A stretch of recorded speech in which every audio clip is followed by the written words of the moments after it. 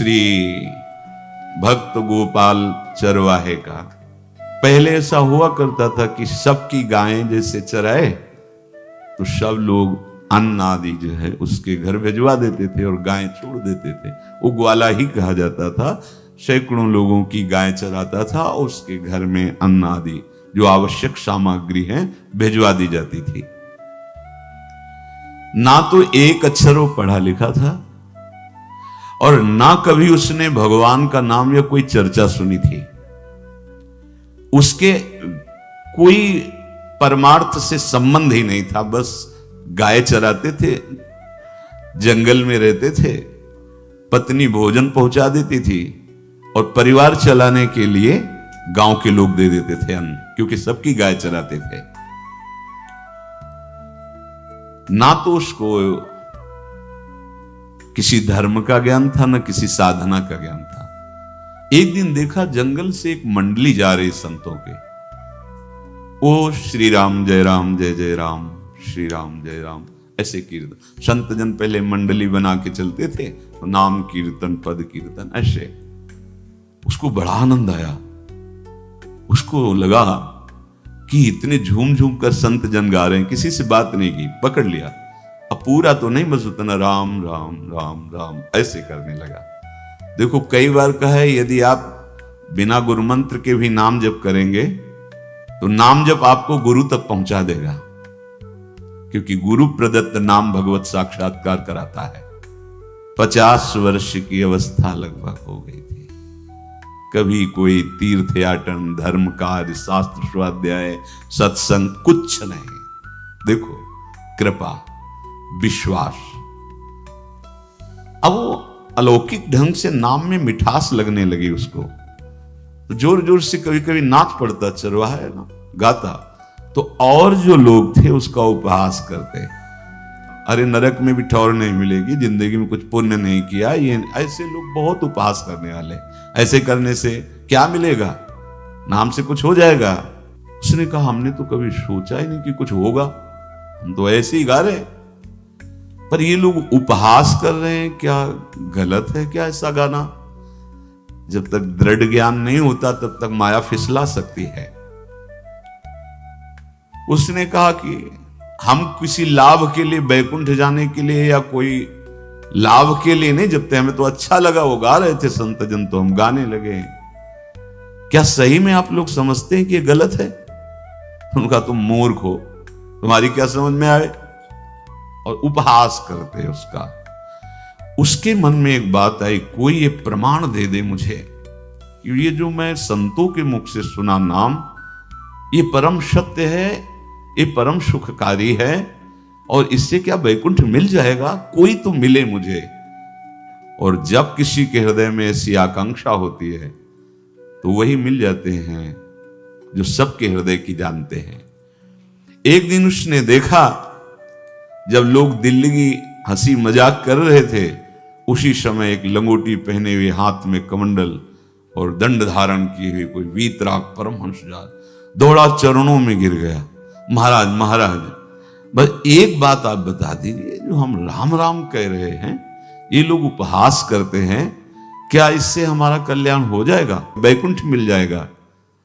तो उन्होंने कहा बेटा ये बहुत मंगल में भगवान का नाम है, पर हमें लगता है कि तुम्हें गुरुदेव की आवश्यकता है।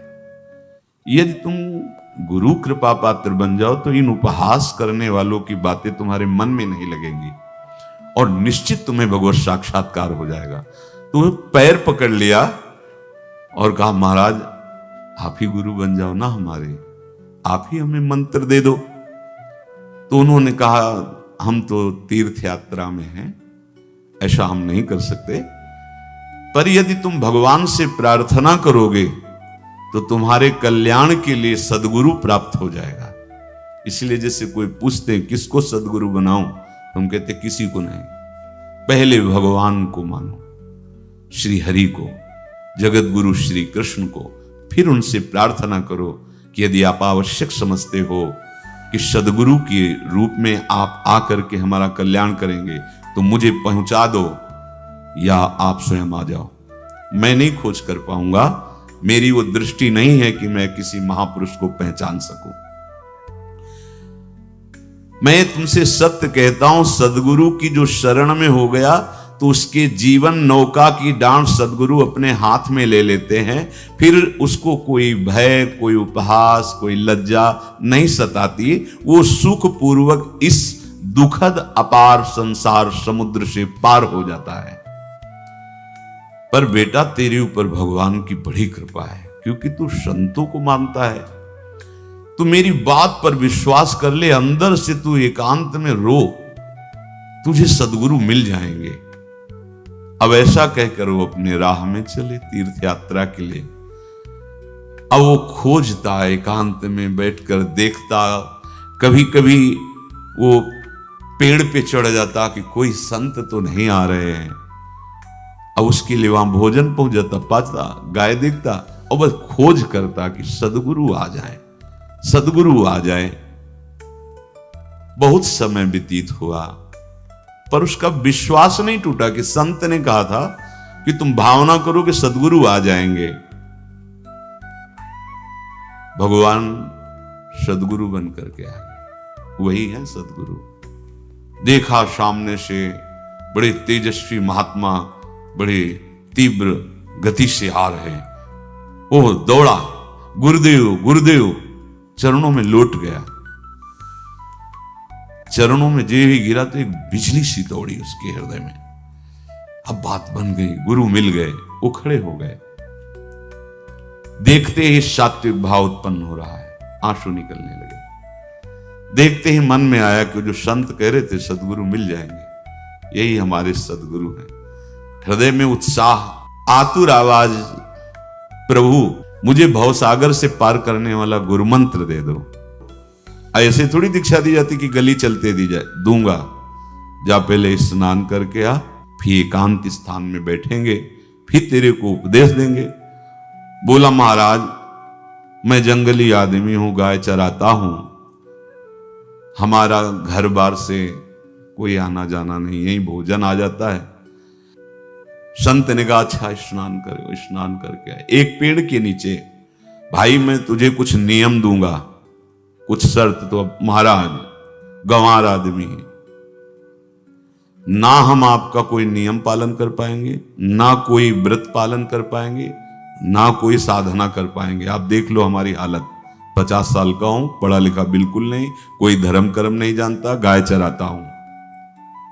मुझसे बहुत बातें नहीं सदेंगी। अगर एक कोई बात बता दो तो प्रण करता हूं जिंदगी में प्राण त्याग सकता हूं, पर एक बात कोई, एक नियम कोई दे दो। हमें बहुत नियम तो नहीं समझ में आएंगे, एक कोई बात बता दो कि ऐसा कर लेना और मंत्र जपना, तो हम प्राण त्याग सकते, पर आपकी आज्ञा उल्लंघन, पर बहुत हम बातें नहीं मान पाएंगे क्योंकि हमारे इतना ज्ञान नहीं है। गोपाल के वचन सुन करके बहुत प्रसन्न हुए संत भगवान। एक नियम तुझे देता हूं, हमारे आराध्य देव श्री कृष्ण हैं, गोविंद हैं। आज से तुम्हारे आराध्य देव गोविंद हुए, हाँ श्री कृष्ण है। बिना उनको पवाए तुम्हें पाना नहीं है, बस यही तुम्हारे लिए नियम है। तुम्हारे पास जो आवे, सूखी रोटी, दूध, छाछ, जो भी, बिना उनको पवाए पाना नहीं है। सीधा सरल आदमी। गुरुदेव प्राण चाहे चले जाएं, बिना उनको पवाए आज के बाद कभी जिह्वा पे कुछ नहीं जाएगा। ऐसा गुरुजन आदेश करते हैं वैष्णव मार्ग के पथिकों को कि जल भी बिना अर्पित किए मत पियो। अगर आप बिना अर्पित किए पीते हैं तो आपकी बुद्धि में इष्ट देव के प्रति ममत्व तो नहीं आ पाएगा, नहीं आ पाएगा। अब तो गोपाल नाच पड़ा कि गुरु मिल गए, गुरु मंत्र मिल गए और इष्ट का पहचान मिल गई। उसी समय घर से भोजन आया, वही कभी चटनी रोटी, ऐसे ही बैठा एकांत वृक्ष के नीचे। आओ गोविंद भोग पाओ। अब गोपाल विचार में लगा कि आ तो रहे हैं ही नहीं, और गुरुजी ने कहा बिना पवाए पाना नहीं। पूरा दिन व्यतीत हो गया। गुरुजी कहते घट घट में विराजमान भगवान है, तो कहीं से भी प्रकट हो सकते हैं। तो अंदर मंत्र जपता हो, कहता आओ भगवान पाव आके नहीं आए। महाराज हमारे गुरुदेव ने आपका ध्यान जो बताया था वैसे ही आओ, आप पाओ आकर के। रात्रि हो गई, देखा पर वो नहीं आए तो भोजन उठाया, गाय को पवा दिया। तो बहुत सी गायें थी, भूखा रह गया। दूसरे दिन फिर भोजन आया, एक पत्ता टोरा, जल से छिड़का पत्ते में और भोजन रखा। भगवान को फिर पुकारा, आओ प्रभु। गुरुदेव ने आज्ञा की, बिना आपको पवाए हम अपनी जबान में नहीं रख सकते। शाम हो गई, रात्रि हो गई, फिर गौ को दे दिया, नहीं पाया। अब एक तो 50 वर्ष की अवस्था और गौओं के पीछे दौड़ना और भोजन पाना नहीं, शरीर में सामर्थ्य धीरे धीरे कम होने लगी। तीसरा दिन, चौथा दिन, पांचवा दिन, छठा दिन, सातवां दिन, दीनानाथ प्राण चाहे निकल जाए, हम गुरु की आज्ञा नहीं तोड़ सकते। अगर आप नहीं आएंगे तो भूखों मर जाऊंगा। पर हम ये बात देखो, ये बात चरवाहा है, कोई साधना पूर्व की नहीं। गौ सेवा के प्रताप से उससे संतों में प्रीति हो गई, नाम की कृपा से, गुरु की कृपा से नामी की प्राप्ति की चाह। ऐसे कई दिन व्यतीत होते गए, अस्थि मात्र होए रहे शरीरा। पूछते कि क्या बात है, भोजन तो हम रोज लाते हैं, आप रोज लेते हैं, क्या पाते नहीं? आपका विषय नहीं। शिक्षा मिलती है, अपने गुरु उपदिष्ट साधन को किसी से बताना नहीं चाहिए। गुरु उपदिष्ट साधन जब तक सिद्धावस्था ना पहुंच जाए तब तक गुप्त रखा जाता है। जो जैसे आप सत्संग सुन रहे हो, इसमें कोई वचन आपको लगा, पकड़ लिया, अब वो जीवन में तभी बोलना जब उसका प्रभाव हमारे जीवन में आ जाए। नहीं ऐसे नहीं बोलना, नहीं तो निकल जाएगा। और अगर रोक लिया तो मंथन करेगा अंदर और आपको उसमें स्थित कर देगा। एक भी शब्द नहीं बताया कि हमारी गुरु दीक्षा हो गई, गुरुजी ने कहा था पवा के पाना, और इतने दिन हो गए भगवान तो आ नहीं रहे, इसीलिए हम पा नहीं रहे, तो हमारी ये दशा है। देखो आज का समय ऐसा है कि प्रगट में सब इंद्रियों के पोषण की व्यवस्थाएं भगवान दी, चाहे गृहस्थ हो चाहे विरक्त हो, लेकिन क्या हमारे अंदर निष्ठा है ऐसी? सबरी जी जब उनके गुरुदेव पधारने लगे तो चरणों में रो के गिरी कि प्रभु इस पूरे विश्व में मुझ अधम को सिर्फ आप ही प्यार करने वाले, आप ही ने दुलार करके मुझे रखा, नहीं सब जगह ठोकर मिलती, कोई भी संत महात्मा हमारी तरफ देखना नहीं चाहते, और प्रभु आप जा रहे हो, अब कैसे जीवन? जानते हो क्या कहा? हम तो भजन के प्रभाव से भगवान के धाम जा रहे हैं बेटा, भगवान स्वयं चलकर तुम्हारे पास आएंगे। सबरी जी बहुत वर्षों तक कभी गुरु के वचनों पर अविश्वास नहीं हुआ, क्यों कहते थे भगवान आएंगे, रोज पावड़े डालती हूँ, सोहनी लगा के जल छिड़कती हूँ, रोज पे लगता है फुसला तो नहीं दिया गुरु जी ने? नहीं, गुरु के वचन भगवान आएंगे। शायद ऐसा वर्णन की शास्त्र हजार वर्ष सोचो जरा, और भगवान आए और सबरी को निहाल किया। ऐसे हो गुरुदेव ने कहा है भगवान आएंगे, जब तक वो ना पाएंगे तब तक हमने कहा है कि और उनका उद्देश्य अलग था कहने का कि आप भगवान को भोग लगा के पाइएगा और भजन कीजिएगा तो मंत्र के प्रभाव से तुम्हारे मानस पटल पर भगवान दिखने लगेंगे। ऐसा होता है, पर वो सीधा आदमी सीधा समझा, जब तक भगवान नहीं पाएंगे तब तक हमें नहीं पाना। 18 दिन बीत गए, कुछ न खाना न पीना। गोविंद भी देखते हैं, बाल भक्त ओम प्रकाश जी महाराज यही अपने चामुंडा के पास से उधर, बहुत नामनिष्ठ महात्मा, बाल भक्तों में बहुत ही मानो प्रहलाद जी ही हैं।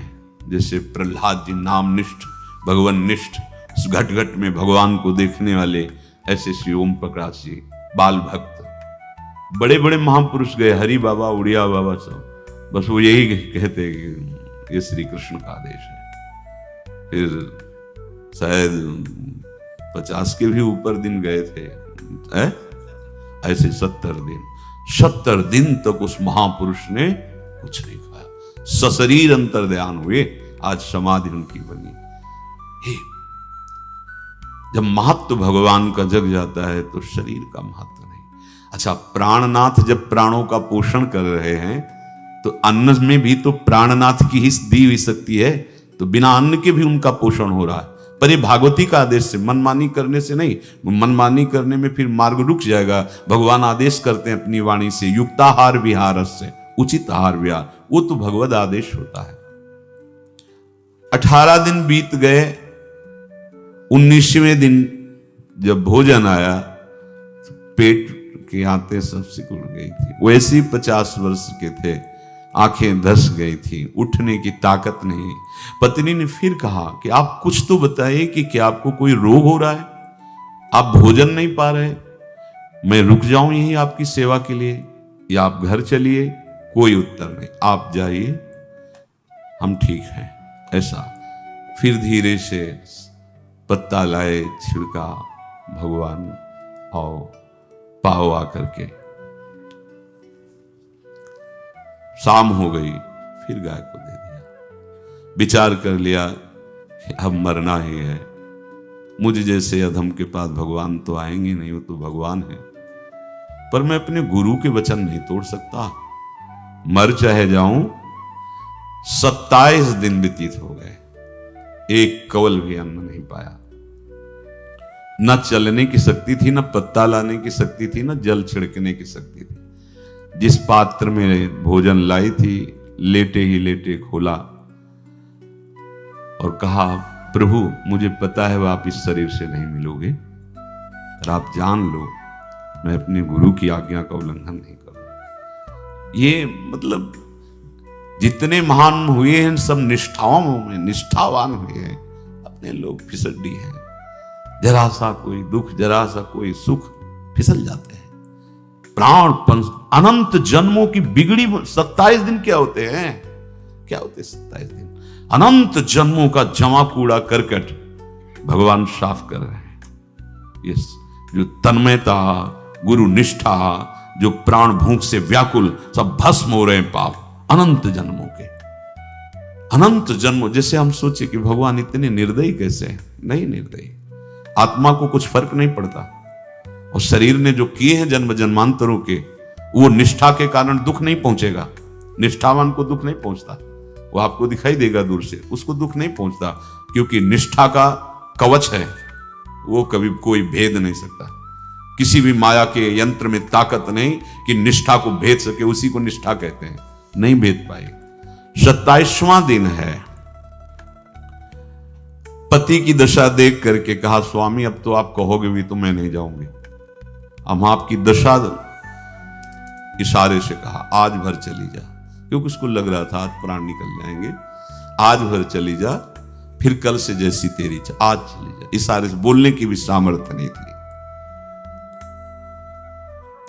गोपाल के आंसुओं की धारा चल रही, पड़े पड़े धीरे से खोला जो भोग है, और अंतस्थल, आज बोल भी नहीं पा रहे, अंतस्थल से कह रहे, प्रभु अब चाहे आके पालो या लिवा जाके पवा देना, देख लो आप, आखिरी है, आके पालो या लिवा जाना, अपने यहां पवाना, क्योंकि हमारे यहां तो पाए नहीं आप।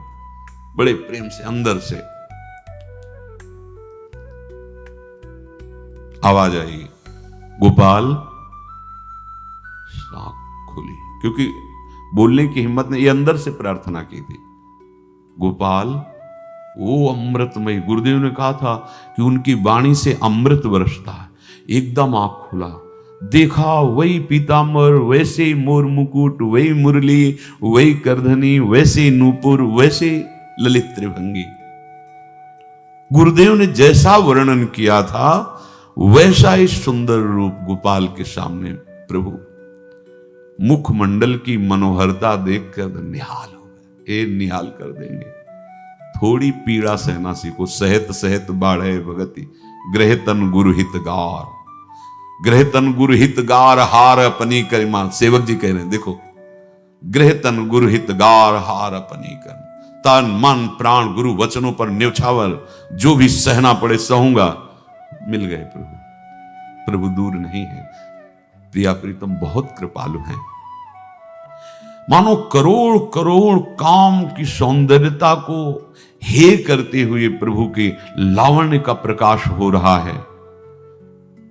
मनहारिणी मुरली, जैसे कहा था अधरों में रख, वैसे अधरों में विराजमान।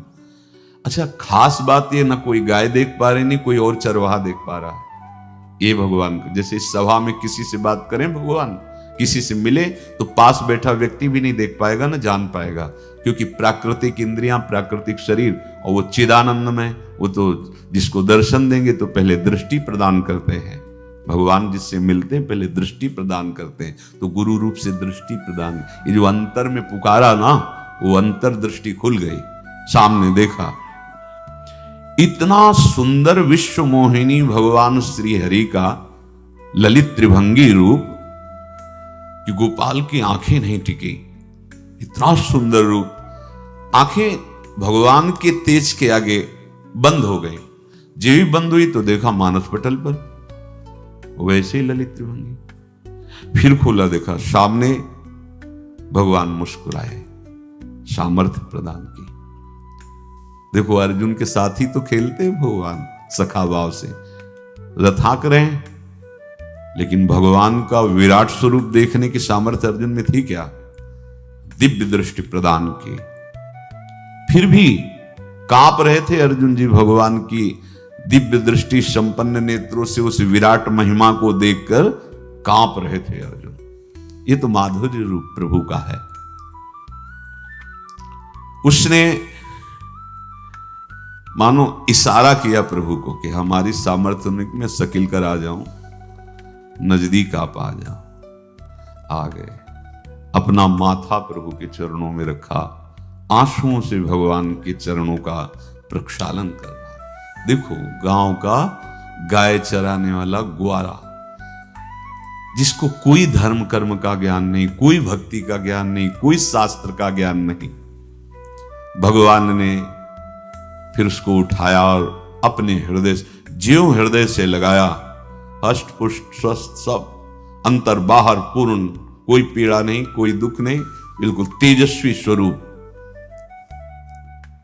भगवान की स्पर्श की महान सामर्थ्य है। बाली ने बहुत मारा ना सुग्रीव को, तो कर पर शाह सुग्रीव शरीरा, जे इस पर सारी पीड़ा गई।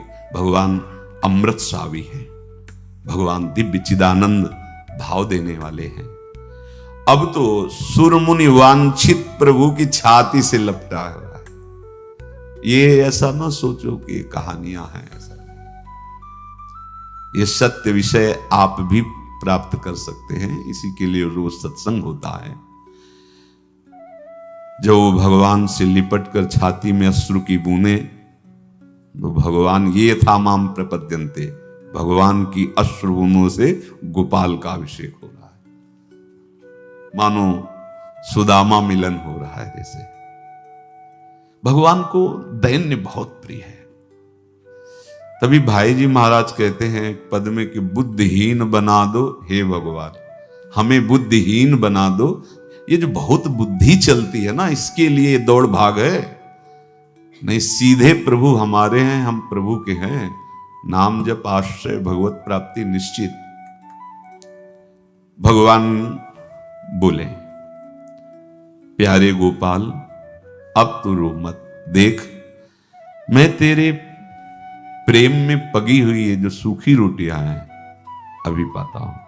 और भगवान बैठ गए और उसके घर की जो रोटी थी उसे भी। देखो, मुझे त्रिभुवन का कोई भी भोग प्रसन्न नहीं कर सकता गोपाल, मुझे त्रिभुवन का कोई भोग प्रसन्न नहीं कर सकता। इस बात को समझो। जिनको ये भ्रम हो कि हम अधर्म से कमा के 56 भोग लगा के प्रभु को प्रसन्न कर लेंगे, तो ये बात सुनो। कह रहे मुझे त्रिभुवन का कोई भोग प्रसन्न नहीं कर सकता। मैं ऐसे ही अन्न की चाह रखता हूं। भगवान के वचन, जैसे दुर्योधन का महल का सब वैभव त्याग के, स्वागत ठुकरा के और विदुरानी जी के हाथ का छिलका पाया। मैं ऐसे ही अन्न की चाह रखता हूं, भगवान कहते हैं, बलिहारी है। कभी प्यार से एकांत में रो के इनको पवाना सीखो। भले आप इतनी कटोरी में सब्जी, 2 रोटी, और अगर दैन्य भाव से कि नाथ कहां आप और कहां, कैसे आपको पवाएगा। जो छवि है ना, पंखा करते जाओ ऐसे बीच बीच में, जल पिला, देखो ना, ये था माम प्रपद्यन्ते तास ततैव भजम। आप जैसा मानोगे वैसा ही वो व्यवहार करेंगे, पक्का समझ लो। गोपाल जो सच्चे हृदय से मुझे पुकारता है, मैं अवश्य उसको मिलता हूं। जो प्रेम पूर्वक मुझे पवाता है, मैं अवश्य उसका पाता हूं। पत्रम पुष्पम फलम तोयम ये में भक्त्या, भक्ति पूर्वक जो पवाया। भक्ति पूर्वक का मतलब दैन्य। अभक्त में अहंकार होता है, देखो ये किया मैंने, वो भगवान स्वीकार नहीं करते। वो आपका शुभ कर्म बन सकता है, अब वो भी धर्म से कमाई की है तो, पर भगवान की प्रसन्नता का हेतु होगा दैन्य। जहां भी देखो हमारे स्वामी को, जहां भी देखो दैन्य में बिके हुए पाए गए, दैन्य में। और ये दैन्य किसी बाजार में नहीं मिलती, ये दैन्यता बनावटी नहीं होती, ये वस्तुता हृदय की होती, भगवत प्रदत्त ही होती है। पर जो संत सदगुरुदेव की आज्ञा का अक्षरशः पालन करे तो इस दैन्य का निश्चित प्रादुर्भाव हो जाएगा, अहंकार गलित हो जाएगा। वत्स, मैं किसी भी वस्तु का कभी भूखा नहीं हूं। मानो गोपाल के बहाने से हमको समझा रहे हैं क्या चाहिए भगवान को, क्या चाहिए। कुछ भी कर लो, माना कि तुम तात्कालिक वर्तमान दुख को मिटा सकते हो, तात्कालिक, लेकिन संपूर्ण दुखों को मिटाने के लिए हरिनाम गरज रहा है, राधा नाम गरज रहा है। आपसे प्रार्थना है, समझो इस बात को। कलयुग केवल नाम आधारा।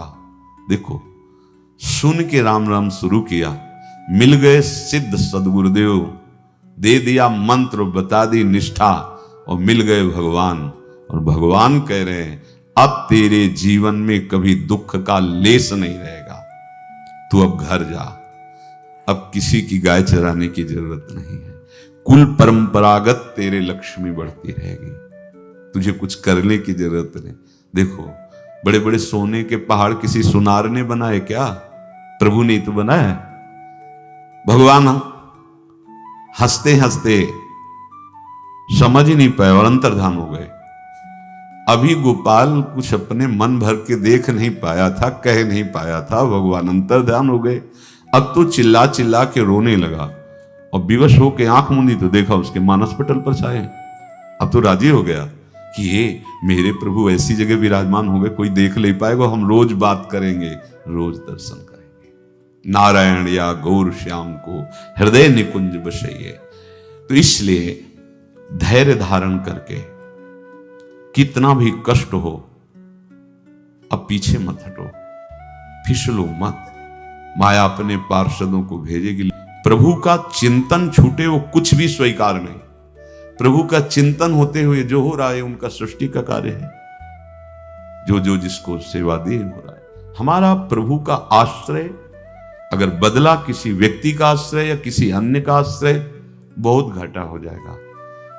अपने इस मन को देखते रहिए कि प्रभु को प्रथम नंबर में रखता है या द्वितीय नंबर में।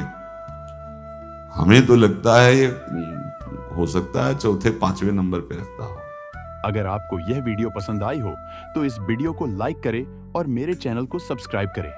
आगे आने वाले समय में ऐसी ही और भी वीडियोस में अपलोड करूंगा। अपना कीमती समय देने के लिए धन्यवाद।